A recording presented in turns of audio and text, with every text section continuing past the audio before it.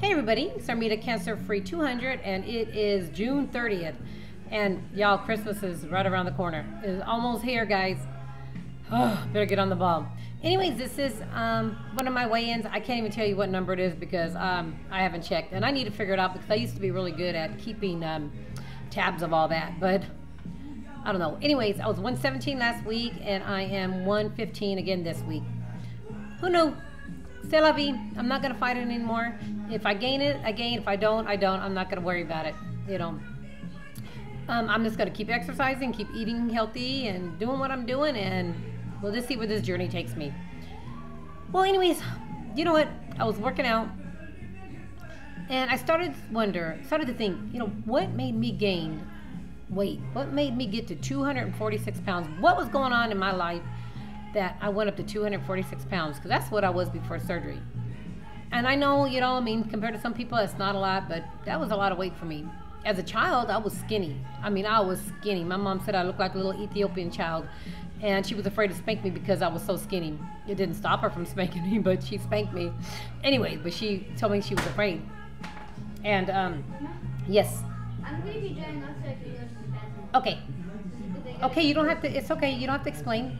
Go ahead. I'm sorry, my grandson, they were swimming in. He's telling me he's going to dry off so he can use the bathroom. Anyways, where was I at? A childhood.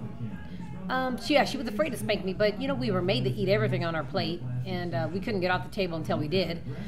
And, but my mom and dad loved me. I can't blame them for my weight. You know, I was skinny then, and they loved me, but they didn't love each other. I mean, they didn't have a happy marriage, but you know, I don't know. But anyways, I was a really defiant child. I wasn't a very good child. I pushed my mom's buttons, and I knew how to push them, and I would take the beating. I was never sexually abused as a child, but I was physically abused. My mom used to beat the crap out of me, but I asked for it. You know, I did a lot of things. And I'm not going to say on video because, you know, the evidence, you know, they can hold it against me. But I wasn't a very nice child. So anyways, you know, I get pregnant at 17, and go ahead and use my bathroom, baby. Pregnant at 17, and still didn't really gain a lot of weight. I probably went from for being pregnant, I went from like 125 to 170. But, you know, 170 after I had her, my daughter, I think it was 180 actually, and I still didn't consider that big. And had my second baby, still was about the same. But I didn't have a happy life at that time. I was with some guys that were physically abusive. One of them forced himself on me, and I didn't consider it rape, I guess, because we lived together, and I didn't consider it, you know, him raping me. But he did force himself on me, the son of a bitch. I can't stand him to this day. But I should have killed him. I tried to kill him a couple times, but well, I'm glad I didn't. But, you know, you can only be abused so much without finally snapping and hurting somebody. And I was like, my daddy never hit me. I'm not going to let no man hit me anymore. So, anyways, enough of that. Moved to Germany in 1990, yes. And then still was about 190. It wasn't bad, I guess. I didn't consider it bad. I was under, you know, the 200 mark was like the bad number. I never want to get over 200. And then got cancer in 2002, and I gained weight with cancer. And I was like, what the hell? How could I gain weight? You know, I got cancer. I was supposed to be skinny and scrawny and sickly. And she told me that the medicine I was taking makes you gain weight. Thanks, great, you know. And I got up to about 214. And then the second time I got cancer, they were giving me steroids because I couldn't hold anything down. I was just miserable. And so I started giving me steroids, and I sort of went up to 246. Probably about 230 something, and then the rest was just eating. I just was eating. But I think there was so much going on in my life at that time. I was raising my 3 granddaughters. My daughter was on drugs. She was, you know, she was homeless. She was stripping. She was on the streets. My son was selling drugs and doing drugs. He was homeless. He was on the streets, and it was just too much. It was just too much for me to handle. And food was my friend. It just helped me get through seeing my kids like that. I had to tough love my kids, and to this day it kind of haunts me a little bit. But they had nowhere to stay, and I just could not allow my kids to stay in my house. They were drug addicts, and I couldn't let my 3 granddaughters see that. There was that was their mother. My daughter, is their mother, and I could not allow her to come in and let them see her doing the things that she was doing, and I couldn't trust them in my house. A drug addict's a drug addict, man. They steal from you. I know what they do. I was in the drugs when I was younger, and pretty heavy. I just got lucky that I cold turkeyed it and stopped, but I was pretty bad too. I never stole from anybody. I kept away from my family. I didn't want them to see me that way. I didn't want them to think that I was doing it. I didn't want to hurt them like that. But I know what drug addicts do. I was around drug addicts all the time. I know. So anyways, I ate a lot. I ate when I wasn't hungry. I ate when I was hungry. I ate when I was sad. I ate when I was depressed, which I think I was just depressed all the time. And I probably should have went to somebody then and said, hey, I need something to help me get through this depression. I wasn't sleeping. I couldn't, it just was terrible to see your kids going through that. If anybody ever has their children ever go through something like that, it's hard to see that. And food was, like I said, was my friend. It was my comfort.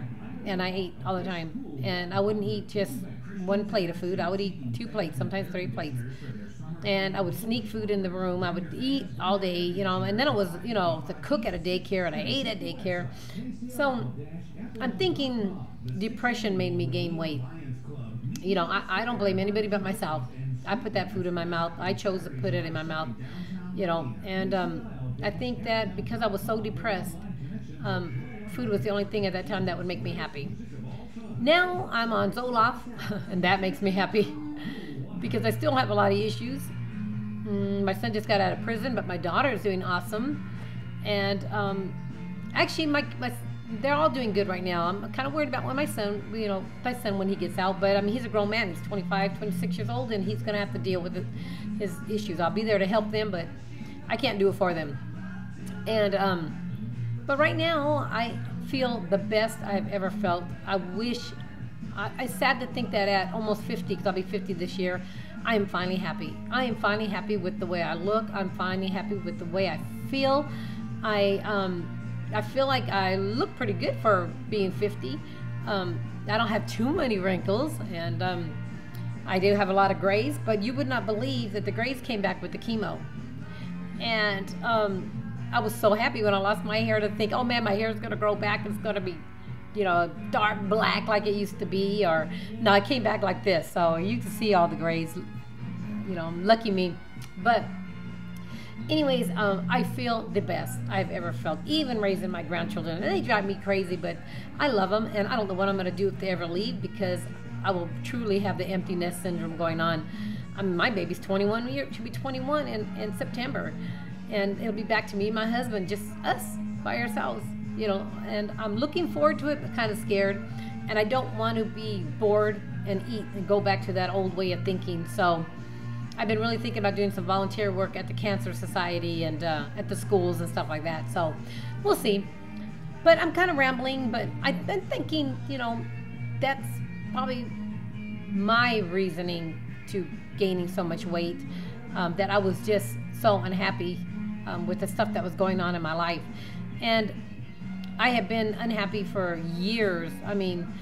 When I got pregnant at 17, and I've told this story before, my mother kicked me out of the house. And I lived with my sister. The day I told her, I said, Mom, I'm pregnant. She said, when you leave in my house? I said, I'll leave today. And she said, you have your stuff packed and be out of my house tomorrow, and made me leave. So since 17, I've had a rough life. But like I said, it was my choice. I got pregnant, and my mother always said if we got pregnant, she was going to kick us out. And my mother did not say anything that she did not mean. If she said it, she meant it. And so anyways, I think just all them years of unhappiness, all them years of having boyfriends that beat the crap out of me, and I beat the crap out of back, and just drugs and children and all that, it's been really hard. And like I said, food was my vice. It was what it didn't talk back to me. It didn't hurt me. It didn't yell at me. It didn't hit me. It didn't, do anything but comfort me. And I'm learning now that I don't need food for my comfort. I don't need food for my boredom. I don't need food for me being upset. I don't need food to make me feel better. I need food to survive, to live, but not to make me feel better. And I've finally come to that conclusion that when I feel like I want something to eat and I'm not really hungry, I'll drink something or I will do something. So I have a 5-bedroom house. Somebody's room in this house needs to be cleaned. I have a big yard. Something out there needs to be cleaned. I have 4 dogs. One of them needs to be brushed. I have 2 grandchildren who likes to play the Wii. So I have something I could do besides go in there and find me something to eat. And it's funny, it finally just clicked. Something just finally clicked in my head. And, hold on a second. I think I finally realized that life is just way too precious. And I've survived cancer twice. And I am not going to let food kill me. I'm not going to do it. I'm not going to let food take me back where I was at, And in order to go ahead, I have to know where I've been. I have to recognize where I've been and what I've been through, and I realize that I'm a survivor. And a lot of my screen names for my other things are, cancer survivor. That's what I am. I am a survivor of life, people. I have survived a lot of things. I've been shot at.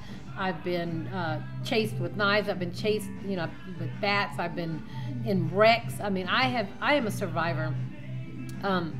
I just been through a lot. Come here.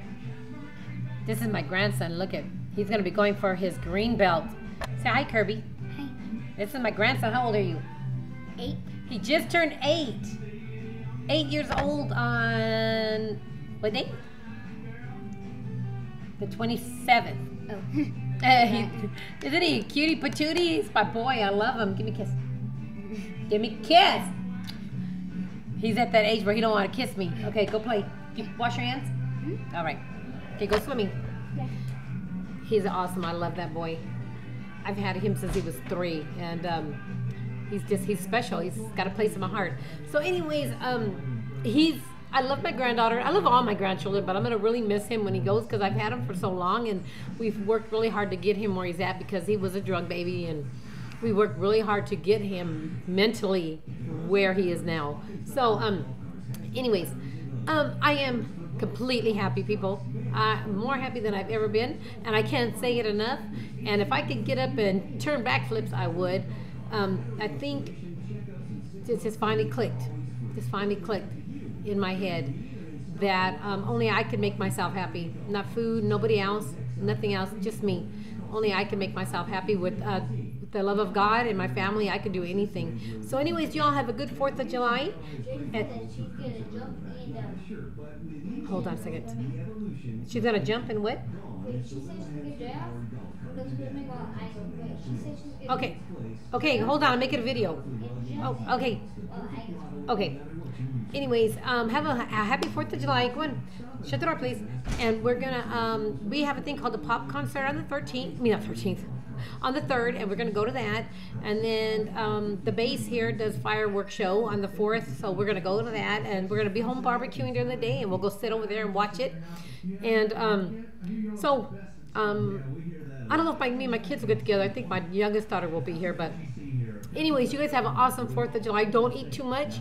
No dumping going on this 4th, guys. I'm going to try my best not to eat too much. And but I'm really wanting another hot dog. So anyways, y'all have a happy 4th. Peace out, guys.